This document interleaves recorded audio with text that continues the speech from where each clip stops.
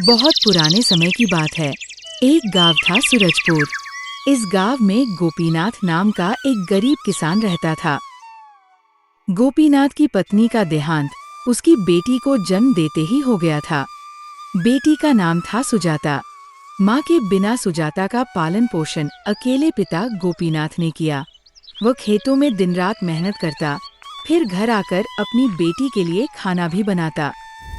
एक दिन जब गोपीनाथ घर में रोटी बना रहा था, तभी उसकी पड़ोसन एक बूढ़ी महिला निम्मो काकी पास आई और बोली, अरे बेटा गोपी, कब तक तू ऐसे दिन रात खपता रहेगा? अब तेरी लड़की भी 16 बरस की हो चुकी है। उससे खाना बनवाया कर, तुझे आराम भी मिलेगा और इसे घर का काम भी आ जाएगा। काकी, मेरी एक ही बेटी है।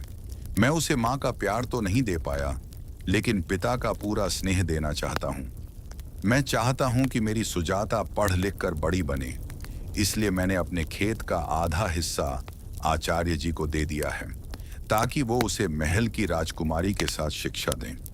मेरी इच्छा है कि गांव में महल के अलावा भी कोई पढ़ा लिखा इंसान निकले। अरे, शिक्षा से कभी किसी का पेट भरा है क्या? लड़की को तो घर का काम काज ही आना चाहिए, नहीं तो ससुराल जाकर तुझे ही उल्टा ताने सुनाएगी। काकी, एक दिन मेरी बेटी मेरा नाम रोशन करेगी, आप देखना।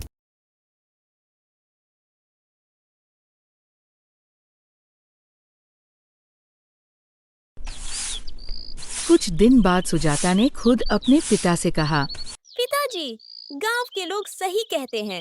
अब मैं बड़ी हो गई हूँ, मुझे भी खाना बनाना सीखना चाहिए।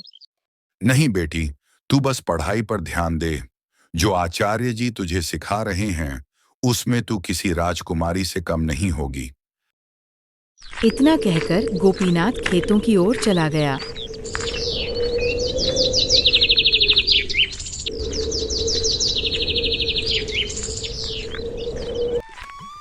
पर उसी दिन दुर्भाग्य हुआ।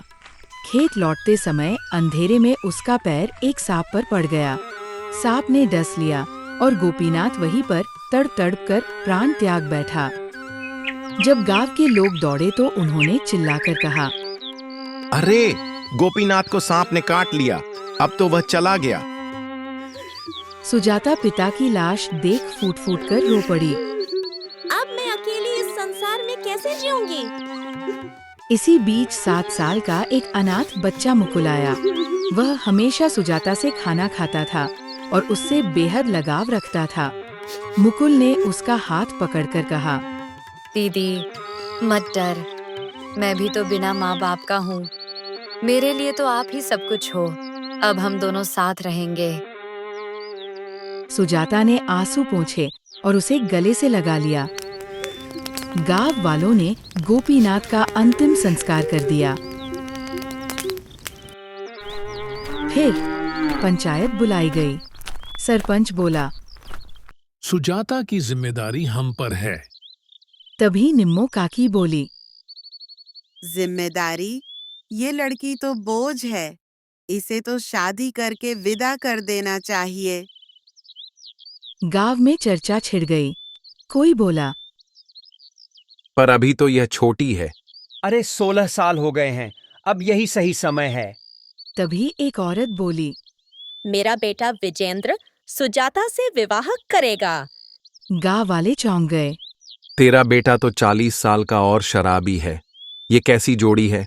जो भी है, कम से कम जिम्मेदारी उठाएगा। कोई राजकुमार तो यहाँ आने से रहा। या तो सुजाता विजेंद्र से शादी करे या फिर गांव छोड़कर चल जाए। सुजाता ने दृढ़ स्वर में कहा, ठीक है, मैं गांव छोड़ दूंगी, लेकिन नशेबाज से विवाह कभी नहीं करूंगी। ये सुनकर सभी दंग रह गए, मगर काकी बोली, जाने दो इसे, 2 दिन भूखी प्यासी भटकेगी तो खुद लौट आएगी। गांव वालों ने उसे मुकुल के साथ गांव से बाहर निकाल दिया।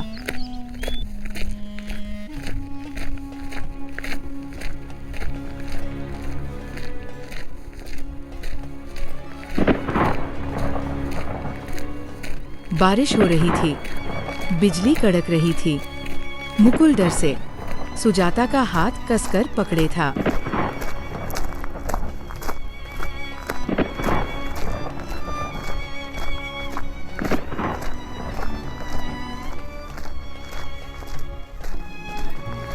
दीदी, मुझे डर लग रहा है।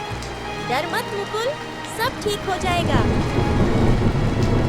रात भर दोनों खुले आसमान के नीचे ठिठुरते रहे।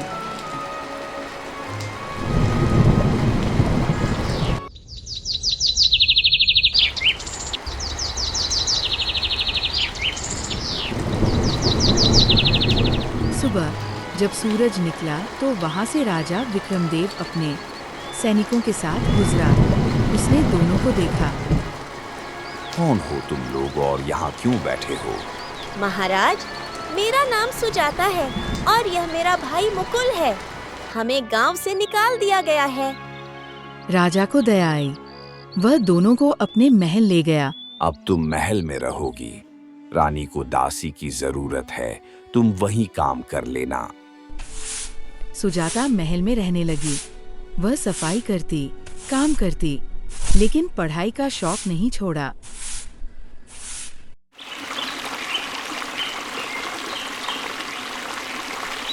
एक दिन रानी ने उससे पूछा, क्या तुम्हें पढ़ना आता है?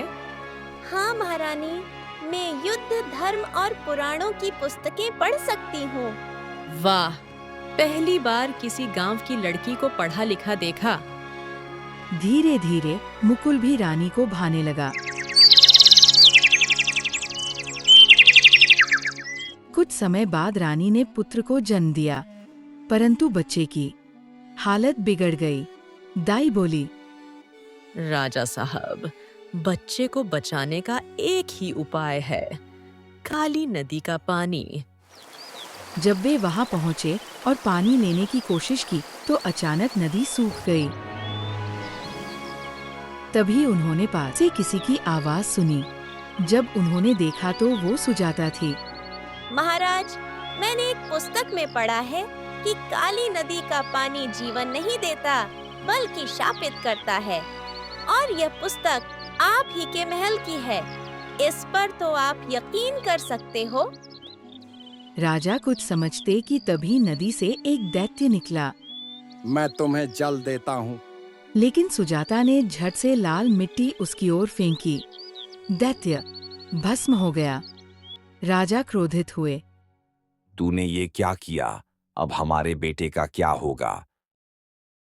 सुजाता ने पुस्तक दिखाते हुए कहा, देखिए महाराज, इस पुस्तक में लिखा है कि काली नदी का पानी जिसने भी पिया उसकी संतान मर जाती है। दाई माँ की चाल है ये सब। महल लौटकर राजा ने दाई माँ को पकड़वाया। उसने सच कबूल किया कि असली वजह सावित्री है, एक औरत जिसे पहले राजा ने धोखा दिया था।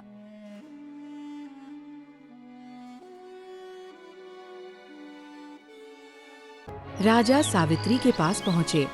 सावित्री ने रोते हुए कहा, तुमने हम पर चोरी का झूठा आरोप लगाया और हमें महल से निकाल दिया। उसी दिन से मैं बदला लेना चाहती थी। तुम्हारा बड़ा बेटा मैंने ही गांव में अनाथों की तरह छोड़ दिया था और वह मुकुल के रूप में गांव में पला। राजा हैरान रह गए।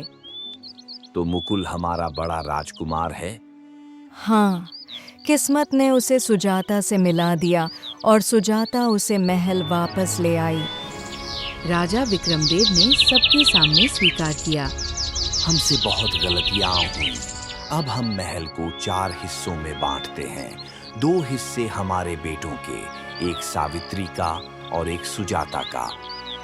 गांव वाले दंग रह गए, लेकिन राजा ने सबके सामने हाथ जोड़कर कहा, सुजाता ने मेरे दोनों बेटों को बचाया है। वह इस राज्य की भी रक्षक है। निम्मो काकी भी वहाँ मौजूद थी और सोचने लगी, यह सुजाता कितनी चालाक है, महल का हिस्सा भी मिल गया। इसके बाद सब मिलकर महल में खुशी खुशी रहने लगे। शिक्षा हर किसी का अधिकार है। ज्ञान कभी व्यर्थ नहीं जाता।